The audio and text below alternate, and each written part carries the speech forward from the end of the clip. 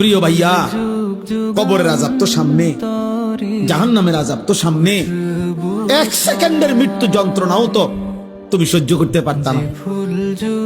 হযরত আমর ইবনুল আস রাদিয়াল্লাহু তাআলা আনহু, নবীজির বিখ্যাত সাহাবী, ওনাকে বলা হয়েছিল মৃত্যুর পূর্বে ওনার ছেলে, উনি ঈমানদার, উনি সাহাবী, ওনার ছেলে আব্দুল্লাহ ইবনে আমর ইবনুল আস, উনিও সাহাবী।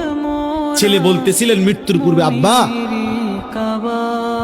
আপনার কাছে এই মুহূর্তে, শেষ মুহূর্তে মৃত্যু যন্ত্রণা কেমন মনে হইতেছে? প্রিয় ভাই শোনো, হযরত আমর ইবনুল আস বলছেন, ইয়া বুনাইয়া কাআন্না জিবালাদ দুনিয়া আলা সাদরি ওয়া কাআন্নী আতানাফাসু মিন সাকবিল ইবরা। এই কিতাব আমার কাছে গাড়িতে আছে। ওয়া জাআত সাকরাতুল মাউত বিল হক, এটাই কিতাবের নাম।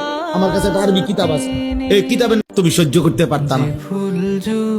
হযরত আমর ইবনুল আস রাদিয়াল্লাহু তাআলা আনহু, নবীজির বিখ্যাত সাহাবী, ওনাকে বলা হয়েছিল মৃত্যুর পূর্বে ওনার ছেলে, উনি ঈমানদার, উনি সাহাবী, ওনার ছেলে আব্দুল্লাহ ইবনে আমর ইবনুল আস, উনিও সাহাবী।